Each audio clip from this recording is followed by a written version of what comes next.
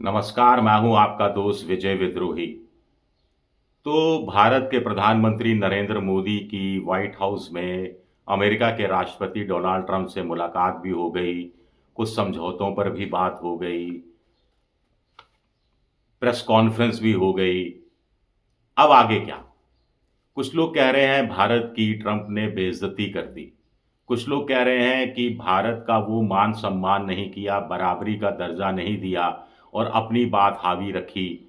जैसे कि उन्होंने मोदी को सुनने के लिए नहीं बुलाया था, बल्कि सुनाने के लिए बुलाया था और अपनी एक लिस्ट दे दी कि भई इन-इन चीज़ों पर आप अमल करिए। और मोदी जी ने भी कह दिया, हाँ साहब जी, हज़ूर अमल करेंगे। 2-3 बातें तो इसमें ठीक लगती हैं। 2-3 बातों के एक्सप्लेनेशन दिए जा सकते हैं।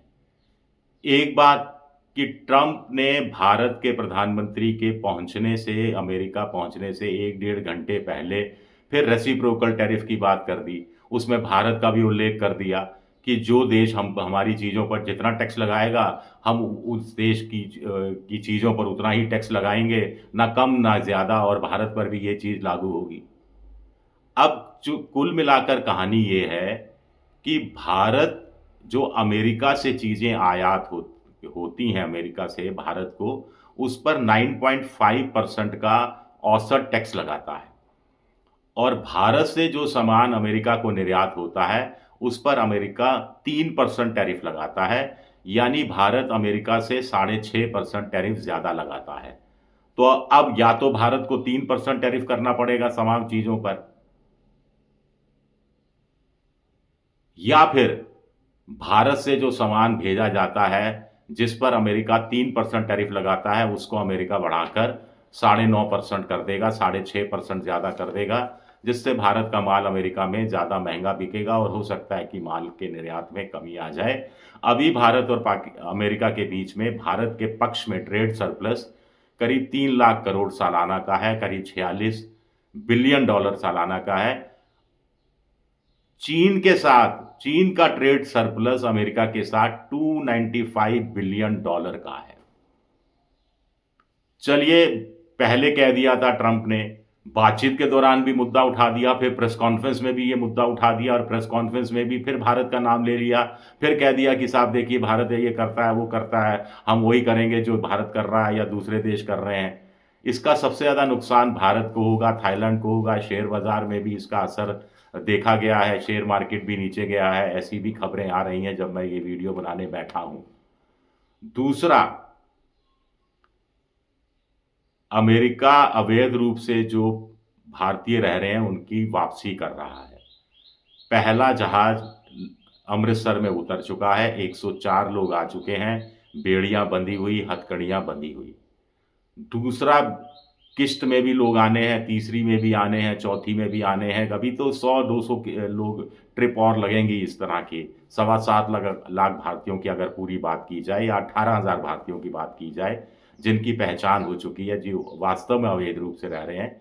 तो भारत ने तो मान लिया, मोदी जी ने मान लिया कि हम लेंगे ऐसे लोगों को जो अवैध रूप से अमेरिका में रह रहे हैं। ये कोई ट्रैफिकर नहीं है, ये कॉमन साधारण नागरिक हैं। बहुत बेहतर। लेकिन अमेरिका ने दूसरा जहाज भी रवाना कर रहा है अमेरिका। ये बात भारतीय प्रधानमंत्री जब व्हाइट हाउस में थे तब ये लीक करने की क्या ज़रूरत थी? क्या जानबूझकर लीक किया गया? ये बात छुपाई जा सकती थी। 3 दिन बाद वो विमान अगर अमृतसर उतरता, जब भारत के प्रधानमंत्री वापस भारत दिल्ली पहुंच चुके होते, तो क्या फ़र्क पड़ जाता? तो अमेरिका की नीयत में खोट है, ट्रंप की नीयत में खोट है और भारत ने खुद मौका भी दे दिया है। पहले से झुक गया भारत। भारत ने मान लिया अमेरिका जाकर कि हमने 32 ऐसी चीज़ों पर टैरिफ कम किया है, जिस पर हम ज़्यादा टैरिफ लगाया करते थे, जिसमें हार्ले डेविडसन की जो बाइक है, उसमें भी 50 से 40 फिर 30%, और टेस्ला जैसी जो महँगी कारें हैं, जो एलन मस्क बनाते हैं, उस पर भी टैक्स कम किया है। तो आप पहले से ही कह दें, साहब हज़ूर माई बाप हम आ रहे हैं और हम ये देखिए हम आपके हिसाब से काम कर रहे हैं, तो फिर वो करेगा ही ये चीज़ें। प्रेस कॉन्फ्रेंस में एक खास बात रही कि अडानी को लेकर एक सवाल पूछ दिया गया। मोदी जी थोड़ा हड़बड़ा गए। मोदी जी ने कहा, भारत वसुधैव कुटुंबकम पर यकीन करता है, भारत पूरे दुनिया विश्व भर के लोगों को अपना परिवार समझता है। अब ये सब कहने की क्या ज़रूरत थी, मेरी तो कुछ समझ में नहीं आया। सवाल अडानी पर था और अडानी पर ही केंद्रीय जवाब होना चाहिए था, जो बाद में उन्होंने कहा, अडानी का नाम तो नहीं लिया, कहा ये एक व्यक्तिगत मामला है और जब 2 देशों के राष्ट्राध्यक्ष मिलते हैं, तो किसी व्यक्तिगत मामले पर ना तो बात करनी चाहिए, ना बात करते हैं, ना बात होती है। ये थोड़ा-सा उनकी भाषा में तल्ख़ी भी आ गई थी जब ये हिंदी में जवाब दे रहे थे। लेकिन तहव्वुर राणा, वो भी तो व्यक्तिगत मामला है, जो आतंकवादी है, जो अमेरिका ने अपने पास रखा हुआ है, इतने साल से भारत को प्रत्यार्पण नहीं करने दे रहा था। जो हेडली है, वो उसको अभी तक वहाँ पर रखा हुआ है अमेरिका ने, जो डबल एजेंट का काम कर रहे थे। और अडानी पर तो भारत के अधिकारियों को रिश्वत देने का आरोप है, जिसमें भारत सरकार की, खुद मोदी सरकार की जो एसईसीआई कंपनी है, solar energy corporation of India, वो भी कहीं न कहीं लिप्त है।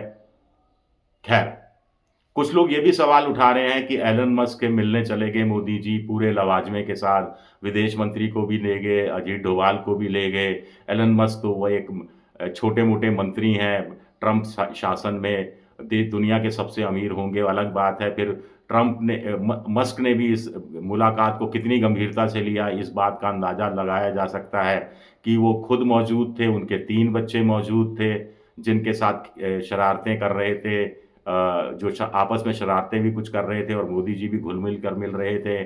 साथ में उनकी गर्लफ्रेंड थी और नैनी थी, यानी बाई थी, एक तरह से बच्चों का परवरिश करने वाली बाई थी।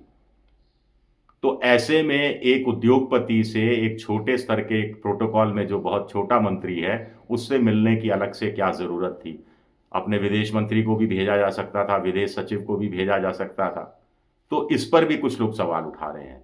जहाँ तक टैरिफ की बात है, एक चीज़ हमें ये समझनी चाहिए, भारत की जो अर्थव्यवस्था है, वो $3.8 ट्रिलियन है।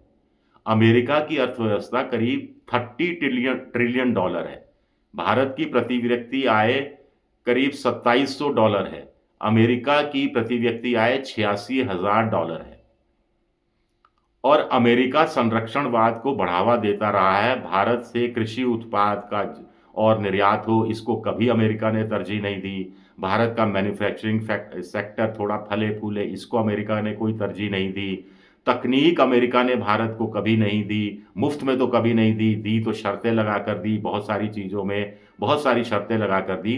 तो अमेरिका कैसे उम्मीद करता है, इतना अमीर देश, यूरोप के भी बहुत सारे देश हैं जो भारत के सामान पर कम टैरिफ लगाते हैं और भारत उनसे जो भारत को जो सामान भेजते हैं, उस पर भारत ज़्यादा टैरिफ लगाता है। उल्टा हो गया। भारत जो यूरोप और अमेरिका के देशों को सामान भेजता है, उस पर अमेरिका और यूरोप के देश कम टैरिफ लगाते हैं और वहाँ से जो सामान आता है, भारत उस पर ज़्यादा टैरिफ लगाता है। ये देश सहन करते हैं कि भई भारत विकासशील देश है, विकसित देश नहीं है, बड़ा देश है, लोकतांत्रिक देश है, मानव संसाधनों पर, फ्रीडम ऑफ स्पीच पर, उन जैसी सोच को रिफ्लेक्ट करता है, तो भारत की इज़्ज़त है उस रूप में। तो अमेरिका को भी बड़ा दिल दिखाना चाहिए, लेकिन ट्रंप तो बिल्कुल जैसे मोहल्ले का जो किराना का दुकानदार होता है कि उधार प्यार की कैंची है और आज नकद कल उधार, और गुद्दी पकड़ लेगा मेरा उधार नहीं चुकाया, या ब्याज लगा देगा, महाजन जैसे करते थे, वैसी स्थिति पर उतर आया है। तो थोड़ा-सा लीनिएंट व्यू अमेरिका को रखना चाहिए। इसमें भी अब भारत की कितनी गलती हम नहीं कह सकते।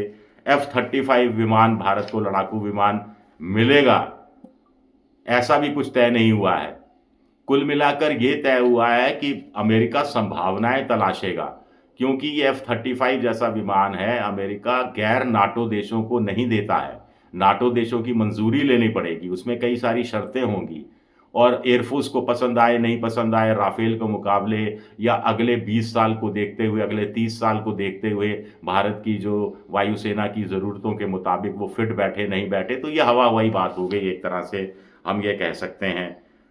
कुल मिलाकर क्रिटिकल मिनरल्स को अमेरिका को ज़रूरत है, रेयर मेटल्स की अमेरिका को ज़रूरत है। उस संबंध में एक समझौता हुआ है, जिसका झुकाव भी अमेरिका के पक्ष में है कि भारत में लिथियम हुआ, निकल हुआ, कुछ रेयर मेटल्स हुए, इनकी खोज हो और अमेरिका ले जाए वो, जैसे ईस्ट इंडिया कंपनी किया करती थी। क्योंकि चाइना ने तो ये रेयर मेटल्स और जो क्रिटिकल मिनरल्स हैं वो अमेरिका को बेचने बंद कर दिए हैं, और अमेरिका में इतनी हिम्मत नहीं है कि चाइना से वो मुकाबला कर सके, क्योंकि बहुत ज़्यादा कर्ज भी अमेरिका पर चाइना का चढ़ा हुआ है। ऑप्टिक्स के लिहाज से भी कुछ खास बातें नहीं हुई। तहूर राणा का प्रत्यार्पण एक अच्छी खबर है भारत के हिसाब से, बहुत बढ़िया खबर है, अच्छी खबर है। आगे पर्दे के पीछे कुछ हुआ हो तो पता नहीं, लेकिन जैसा पहले मोदी जी जाते रहे और पहले जो मज़ा आता रहा और चैनलों में ज़ोर-शोर से दिखाया जाता रहा, डायस्पोरा से मिलते रहे, वैसा था नहीं, चेहरे पर भी तनाव था। खैर, भारत बहुत गंभीर विपरीत परिस्थितियों से गुज़र रहा है, ये बात हम सबको रियलाइज़ कर लेनी चाहिए। विश्व गुरु ये सब अपनी जगह चुनाव के लिए, चुनाव प्रचार में जीतने-हारने के लिए इधर या उधर से आरोप का सिलसिला या ये पदवी देने का सिलसिला, ये सब चलता रहेगा। लेकिन आर्थिक मंदी जैसी स्थितियाँ भारत में पैदा होती जा रही हैं। ट्रंप बहुत नुकसान कर रहे हैं भारत जैसे विकासशील देशों का, थाईलैंड जैसे, भारत हो, मेक्सिको, कनाडा, उस पर टैरिफ का बहुत ज़्यादा फ़र्क नहीं पड़ता क्योंकि वो फ्री ट्रेड एग्रीमेंट है। यानी फ्री ट्रेड जो देशों के बीच में एग्रीमेंट हो जाता है, तो दोनों देशों से जो सामान आयात-निर्यात होगा, उस पर किसी तरह का कोई टैरिफ नहीं लगेगा। भारत भी इस तरह की कोशिश कर रहा है कि ब्रिटेन से एफटीए हो जाए, अमेरिका से एफटीए हो जाए, वो एक लंबी कहानी है। चलिए, शुक्रिया मेरा ये वीडियो देखने के लिए। पसंद आए तो लाइक कीजिए, सब्सक्राइब कीजिए, शेयर कीजिए। आप मेंबरशिप में भी जा सकते हैं ड्राइव में और मेरी आर्थिक मदद की भी कोशिश कर सकते हैं। शुक्रिया, बहुत-बहुत शुक्रिया।